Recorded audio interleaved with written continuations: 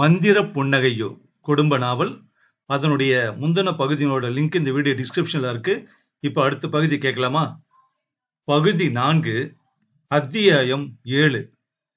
இதமான புன்னகையோடு வாழைப்பூவை ஆய்ந்து கொண்டிருந்தாள் துளசி. முந்தைய தினம் கௌரி அவளிடம் வெகுவாய் குறைப்பட்டு கொண்டது மனதை விட்டு அகலவில்லை. கண்ணனுக்கு வாழைப்பூ குருமானா ரொம்ப இஷ்டம். எப்பவோ என்னுடைய மாமியார் செஞ்சு கொடுத்திருந்தாங்க. அத மாதிரியே வச்சு கொடுமான்னு அப்பப்ப அவன் கேட்பான்.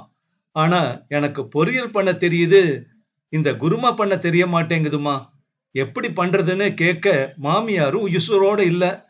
ஆனா இவன் ஆசைப்படுறான்னு மாலதி பொண்ணு வச்சு கொடுத்திருப்பா போல இருக்கு. எப்படி பண்ணுனாலும் தெரியல. என் புள்ளைக்கு நைட் எல்லாம் ஒரே வாந்தி. துளசி, நீதான் அடிக்கடி வாழைப்பூ வாங்குறியே, உனக்கு அதை குருமா பண்ண தெரியுமா? ஆவலாய் கேட்டவளிடம் புன்னகைத்தாள் துளசி. அது ஒன்றும் பிரமாதம் இல்லம்மா.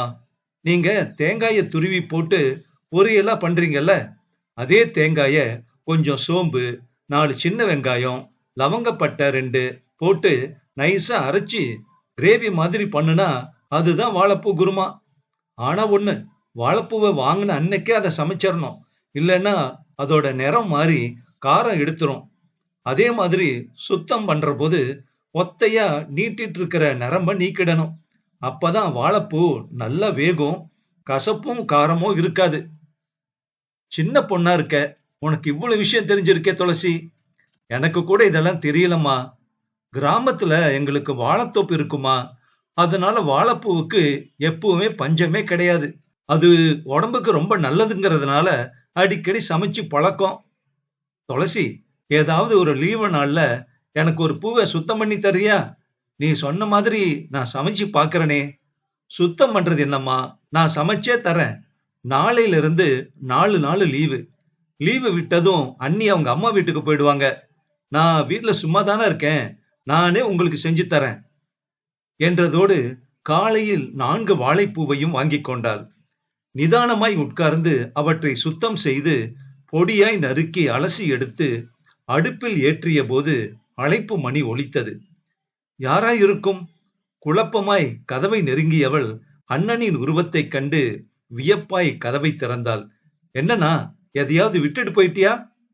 இல்ல துளசி, விட்டுட்டு வந்துட்டேன் என்றவாறு வீட்டிற்குள் நுழைந்து தன் சட்டையை கழற்றினான். ஏன்னா, அண்ணி வீட்டுக்கு போகலையா? எனக்கு அங்க என்ன வேலை துளசி? அவ அக்கா அண்ணன்னு 4 நாள் லீவுக்கு மொத்தமா குவிஞ்சிருக்காங்க. அங்க உட்கார கூட இடம் கிடையாது. நீ வேற இங்க ஒத்தையில இருக்கியா? அதான் நான் வீட்டுக்கு போறேன்னு சொல்லிட்டு வந்துட்டேன். மதிய சாப்பாட்டுக்கு நீ எதுவும் பண்ண வேண்டாம் துளசி. நான் பிரியாணி ஆர்டர் பண்றேன். 2 பேருமா சேர்ந்து ஒரு வெட்டு வெட்டலாம். என்ன துளசி?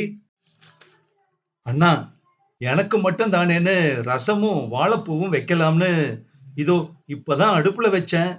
அட, வாழைப்பூவா? வை வை, சாப்பிட்டு வருஷ கணக்காகுது.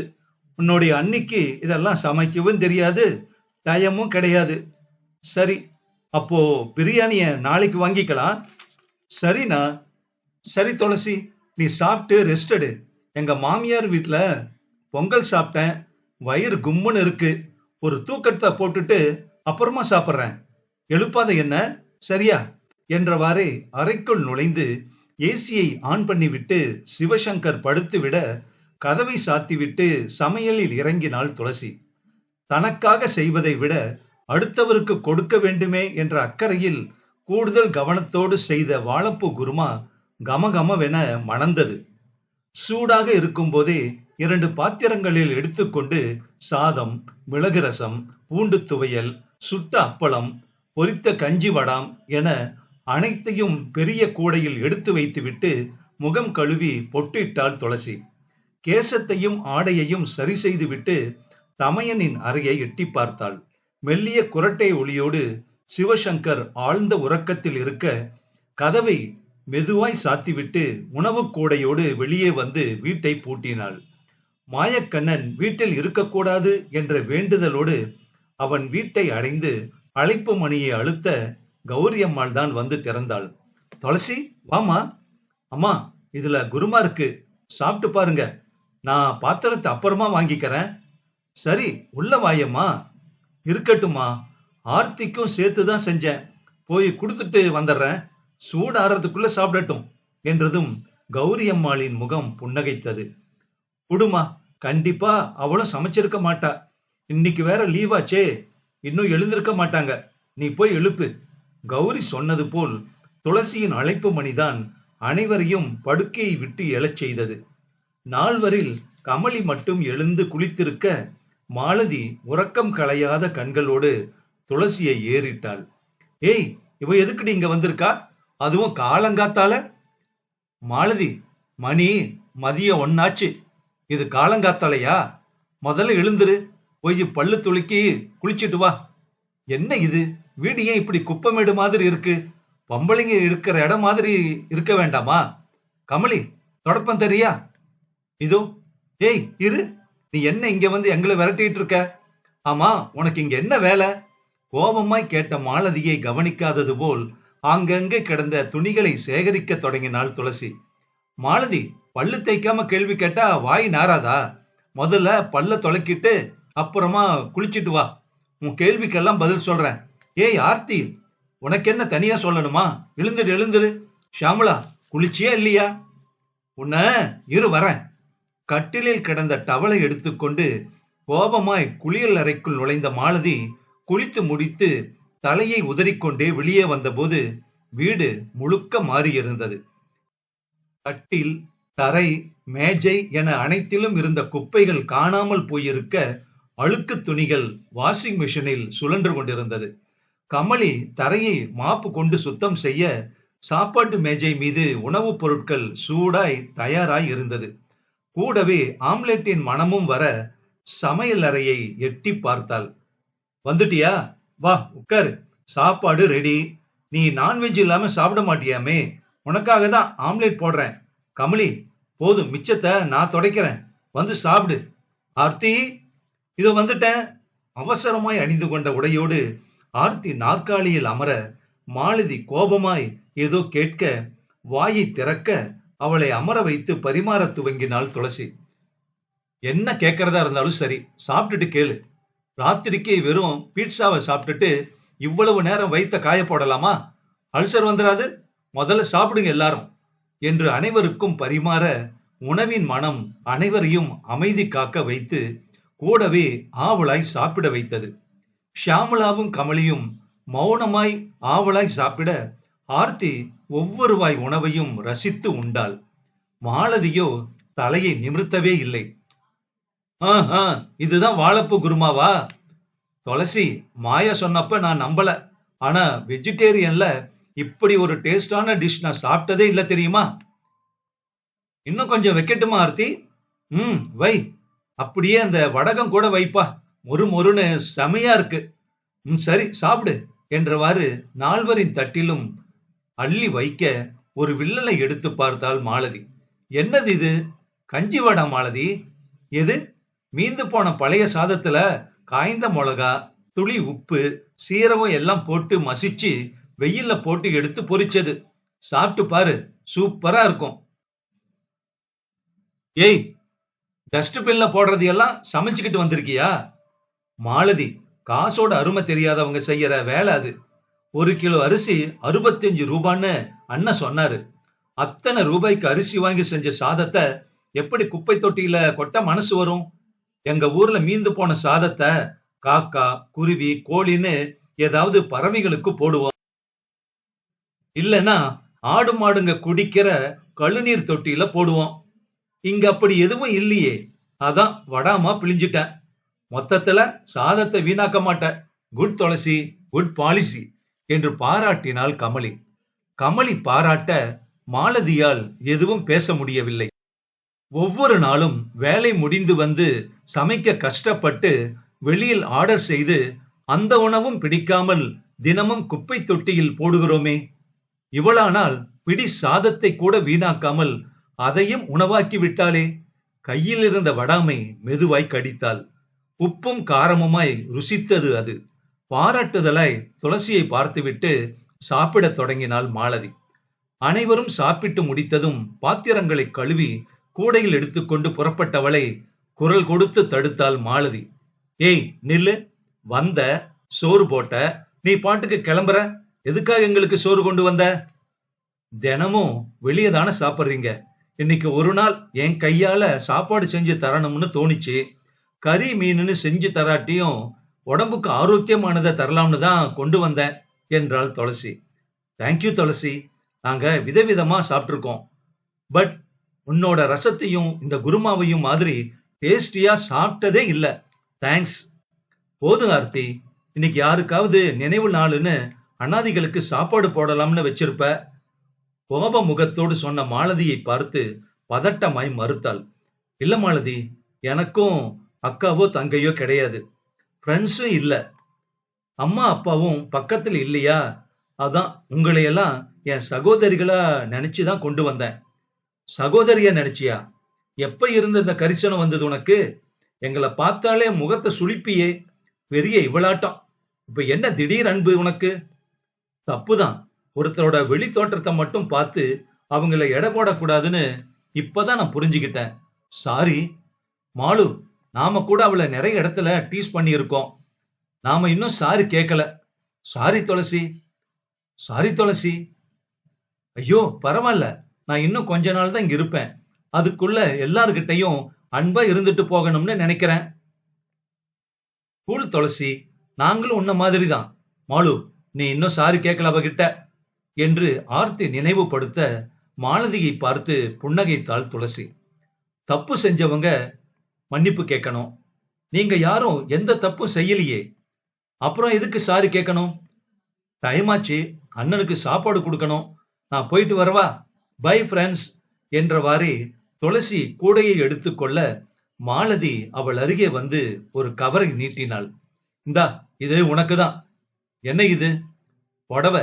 எங்க எல்லோருக்கும் குரூப் சாரி எடுத்திருக்கோம். அனு இப்ப இங்க இல்ல, சோ இத நீ வச்சுக்க.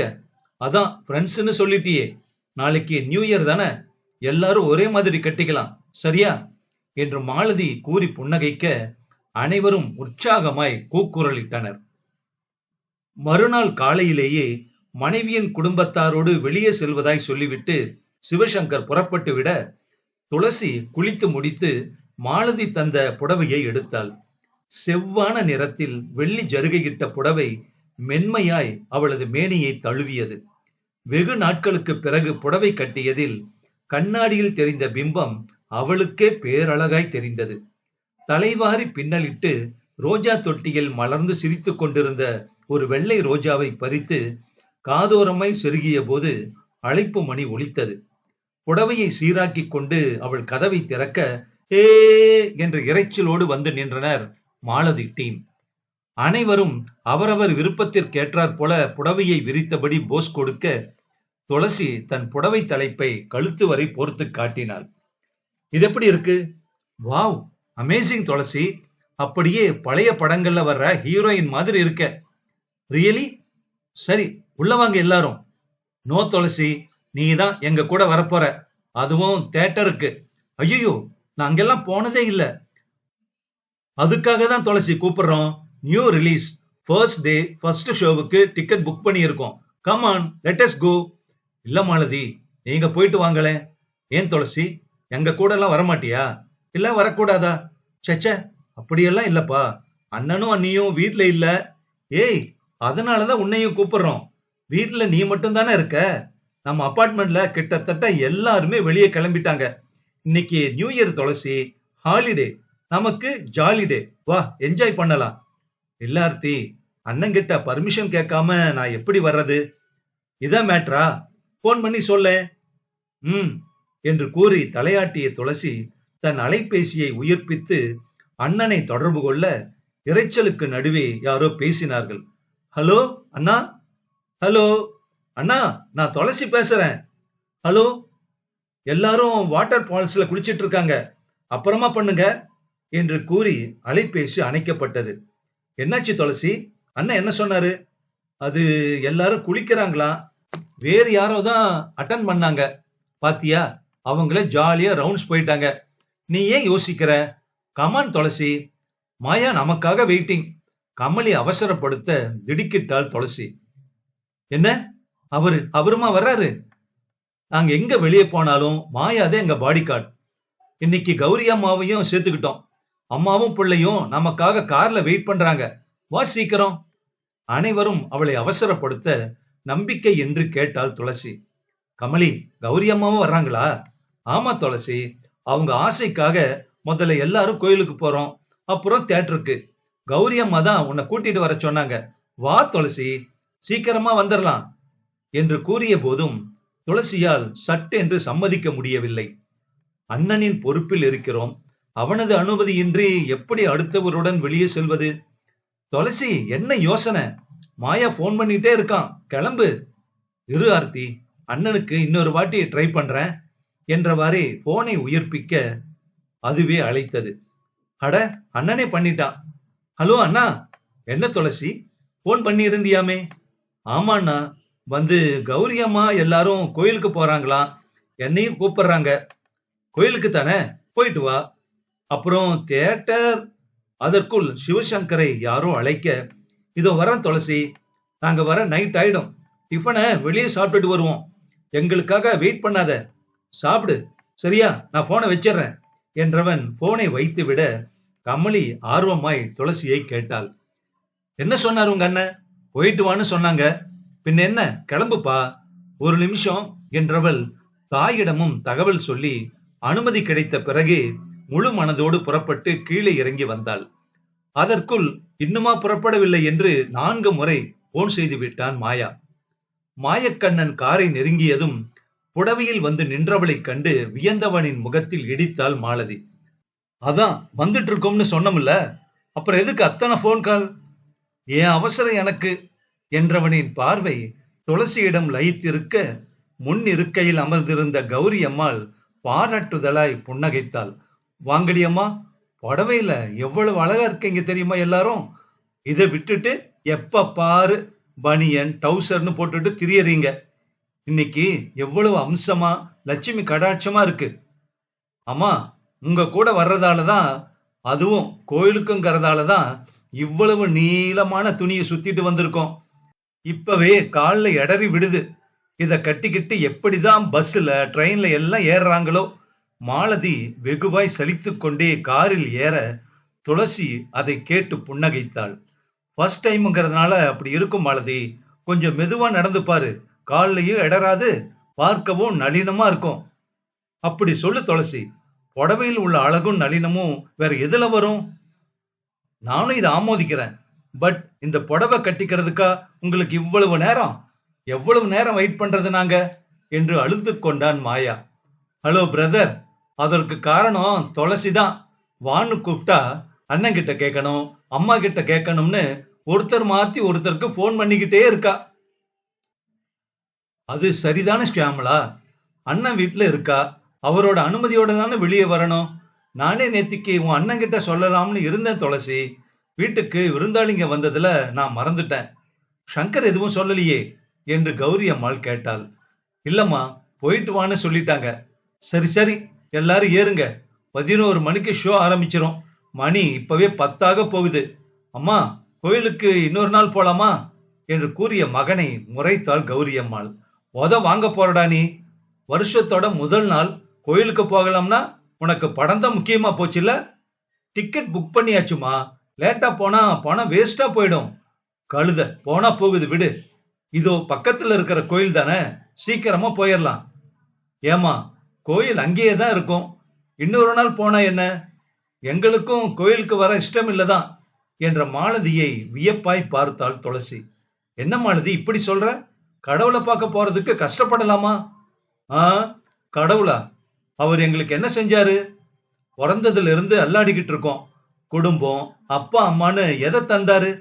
அவரை நாங்க ஏன் பார்க்கணும், நினைக்கணும்? தப்பு மாலதி. நம்ம எல்லாருக்குமே கர்ம வினைப்படிதான் வாழ்க்கை அமையுது.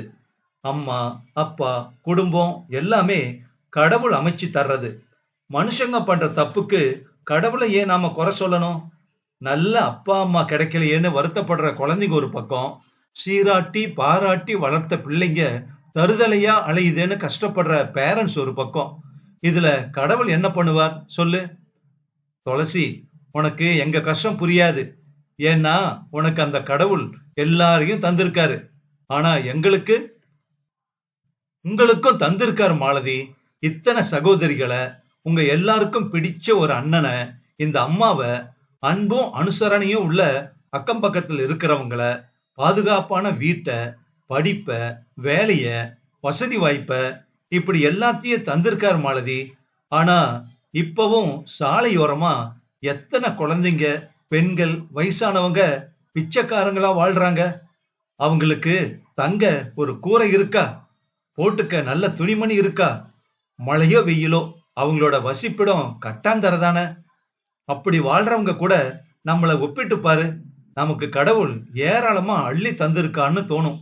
வாழ்க்கை இதோட முடிஞ்சிராது மாலதி. இன்னும் காலம் இருக்கு. கடவுள் அருளால உங்களுக்கு நல்ல வாழ்க்கை துணை கிடைக்கணும். அருமையான குழந்தைங்களை பெத்து இனிய குடும்பமா வாழணும். உங்களுக்கு கிடைக்காத அன்ப, அக்கறைய உங்க குழந்தைக்கு காட்டுங்க. அதுதான் வாழ்க்கை. கசப்பான கடந்த காலத்தை மறந்துட்டு இனிய எதிர்காலத்துக்கு தயாராகுங்க. மத்தத கடவுள் பார்த்துப்பாரு என்ற துளசியை பார்த்து பிரமித்து போனான் மாயக்கண்ணன். ஏங்க, சாதாரண வில்லேஜ் கேர்ள்னு நினைச்சோம், உங்களுக்குள்ள இவ்வளவு திறமையா? கேர்ள்ஸ் எல்லோரும் துளசியோட வார்த்தையை கேட்டு நல்லா நடங்க, நீங்க நல்லா இருப்பீங்க என்று பெண்களிடம் பார்த்து சொன்னான் மாயா. நாங்க நல்லா இருக்கிறது இருக்கட்டும், உன் வேலை என்ன? கார் ஓட்டுறது மட்டும்தான், அதை ஒழுங்கா செய்யி. கிளம்பு மாயா. உத்தரவு தாய்க்குளமே. மகாராணிகளா, ரதத்துல ஏறுங்க, நேரமாகுது என்று அவசரப்பட்டான் மாயா. கொஞ்சம் பொறு தேரோட்டியே என்றவாறு சிரிப்பும் கும்மாளமுமாக அனைவரும் ஏறிக்கொள்ள, மாயக்கண்ணனின் பார்வை துளசியிடம் மௌன பாஷையில் பேசியது. அவசரமாய் தன் பார்வையை திருப்பிக் கொண்டவளை கண்டு புன்னகைத்தவாறே காரை கிளப்பினான் மாயா. வழி நெடுக மற்றவர்கள் வாயோயாமல் பேசிக்கொண்டே வர, துளசியின் பார்வை வெளியே தெரிந்த ஜன திரள்களை பார்த்து கொண்டே வந்தது. சாலை எங்கும் வாகனங்கள், நெரிசல், ஜன நடமாட்டம், கூட்டம். இதுதான் இங்கு புத்தாண்டு கொண்டாட்டமா? இதையெல்லாம் அவள் அறிந்ததில்லை. அவளது ஊரில் சித்திரை பிறப்பன்று கோவில்களில் விசேஷ பூஜை உண்டு. வீடுகளிலும் வடை, பாயாசம் என்று விருந்து சமைத்து தமிழ் புத்தாண்டை கொண்டாடுவதோடு சரி. இங்கு ஆங்கில புத்தாண்டை இத்தனை கோலாகலமாக கொண்டாடுவார்களா என்ன? வீடு திரும்பியதும் அம்மாவிடம் இதையெல்லாம் சொல்ல வேண்டும் என்று நினைத்து கொண்டாள் துளசி. கௌரி அம்மாள் சொல்லிய கோவிலை அடைந்து கூட்டத்தோடு கூட்டமாய் வரிசையில் நின்று கபாலீஸ்வரரை வணங்கிய போது துளசிக்கு மனநிறைவோடு துளி வியப்பும் ஏற்பட்டது. சற்று முன் வரை கடவுள் நம்பிக்கை என்று சலித்து கொண்ட தோழியர்கள் இரு கரம் கூப்பி இறைவனை வேண்டிக் கொண்டிருக்க, அவள் காதருகே மாயக்கண்ணனின் குரல் கேட்டது. தேங்க்ஸ் துளசி. எதுக்கு? நேத்து கமலி வீட்டுக்கு போனதுக்கு, எல்லாருக்கும் சாப்பாடு கொடுத்ததுக்கு, அப்புறம் இன்னைக்கு அவங்களுக்கு தன்னம்பிக்கை ஊட்டியதுக்கு, இது எல்லாத்தையும் விட எங்க கூட வந்ததுக்கு, அப்புறம் எனக்காக செஞ்சு வந்த வாழைப்பூ குருமாவுக்கு. நான் ஒன்னும் உங்களுக்காக செய்யல, கௌரி அம்மாவுக்காக தான் செஞ்சேன். அவன் பக்கம் திரும்பாமலே துளசி பதிலளிக்க, அதை கேட்டு அவன் மெல்ல சிரித்தான். நோ துளசி, நியூ இயர் அதுவுமா பொய் சொல்லக்கூடாது, அதுவும் கோயில்ல வச்சு. நான் ஒன்னும் பொய் சொல்லல. மாலதி செஞ்சு தந்த குருமாவை சாப்பிட்டு என் புள்ள நைட்டெல்லாம் வாந்தி எடுத்தான். வாழைப்பூ குருமா எப்படி பண்ணணும்னு அம்மா கேட்டாங்க. வயசானவங்க சிரமப்பட வேண்டாம்னு தான் நான் செஞ்சு கொடுத்தேன். கேட்கவே சந்தோஷமா இருக்குங்க. உங்களுக்கு என் மேல மட்டும் இல்ல, என் அம்மா மேலையும் அக்கறை இருக்கு. தேங்க்ஸ். இதோ பாருங்க, நான் ஒன்னும், எனக்கு வரப்போற மனைவி எனக்கும் என் அம்மாவுக்கும் பிடிச்ச மாதிரி இருக்கணும்னு ஆசைப்பட்டேன் துளசி. கடவுள் என் வேண்டுதலை சீக்கிரமா நிறைவேற்றிடுவார் போல இருக்கு என்று கூறிய நேரம் ஷியாமளா தனது அலைபேசியை உயர்த்தி பிடித்தவாறே குரல் கொடுத்தாள். ஏய் மாயா, துளசியோட சேர்ந்து நில்லு, ஒரு செல்ஃபி எடுத்துடலாம். ஓ, இதெல்லாம் உன்னோட விளம்பரம்னு சொல்லு. துளசி, ஏன் ஒதுங்கி நிக்கிற? கட்டத்துக்குள்ள வா. மாயா, உனக்கு என்ன தனியா சொல்லணுமா? சேர்ந்து நில்லுப்பா, பின்னால நிக்கிறவங்க திட்டுறதுக்குள்ள போட்டோ எடுத்துடலாம். இன்றைய special family trip with Kapaleeshwar temple என்றவாறே தனது அலைபேசியில் அவள் படம் பிடிக்க, தனக்கு வெகு அருகில் நின்றவளை கண்டு துளசியின் இதயம் வேகமாய் அடித்து கொண்டது. ஒரு போட்டோ என்றவள் 4-5 ஸ்டில்கள் எடுக்க அனைவருக்குமாக புன்னகைத்து வைத்தாள் துளசி. மற்றவர்கள் முன்னேறி செல்ல அவனது அருகாமை அவளை இம்சிக்க நகரம் முற்பட்டவளை சுற்றி இருந்த கூட்டம் விடவில்லை. நெரிசலில் திணறியவளை தன்னோடு சேர்த்தபடியே அவன் முன்னேற துளசி திண்டாடி போனாள். இதுவரை கோவிலுக்கே வந்திராத சகோதரிகள் அங்குள்ள தூண்களை, சிற்பங்களை வருடி பார்த்து பிரமிக்க, முன்னே சென்ற கௌரியம்மாள் அனைத்து தெய்வங்களையும் அவர்களுக்கு அறிமுகம் செய்து கொண்டே சென்றதில் எவரும் இவர்களை கவனிக்கவில்லை. ஹாப்பி நியூ இயர் துளசி என்றவனிடம் திரும்பாமலே தலையசைத்தாள். எனக்கு வாழ்த்து சொல்ல மாட்டீங்களா? நீங்க சொல்லாட்டியும் எனக்கு இது மிகச்சிறந்த புத்தாண்டு தான் துளசி. அப்புறம் இந்த புடவை எப்படி இருக்குன்னு சொல்லவே இல்லையே நீங்க. பிடிச்சிருக்கா? நல்லா இருக்கு. திடுக்கிட்டு திரும்பியவளின் முகத்திற்கு வெகு அருகே நின்றவனை கண்டு திணறி பேச்சற்று போக மோகன புன்னகை சிந்தினான் மாயக்கண்ணன். அதில் அவளது இதயம் தள்ளாட்டம் காண அடுத்தடுத்து சென்ற இடங்களிலும் அதே நிலை தொடர்ந்தது. கோவில், பின் தியேட்டர் என்று தொடங்கிய பயணம் மதிய உணவுக்கு பின் கடற்கரைக்கு புறப்பட துளசி சற்று தயங்கினாள். என்ன துளசி என்று கௌரியம்மாள் கேட்டாள். இல்லம்மா, அண்ணா வர்றதுக்குள்ள வீட்டுக்கு போகணும். ஏய், அவர் தான் வர நைட் ஆயிடும்னு சொன்னார்ல, அதுக்குள்ள போயிடலாம் வா என்று ஆர்த்தி கையை பிடித்து இழுத்துச் செல்ல கடலில் இறங்கியதும் மற்ற எல்லாவற்றையும் மறந்து தானும் சிறு பிள்ளையாய் மாறி விளையாடத் துவங்கினாள் துளசி. அவர்களது ஆட்டம் பாட்டத்தை அப்படியே படம் பிடித்து ஷியாமளா தனது பேஸ்புக்கில் பதிவிட்டுக் கொண்டிருக்க, இரவு உணவுக்காக உயர்தர உணவு விடுதியில் அமர்ந்திருந்த அபிதாவின் கைபேசியிலும் அந்த புகைப்படங்கள் வந்து சேர்ந்தது. இந்த நாவல் அடுத்த பகுதியில் தொடரும்.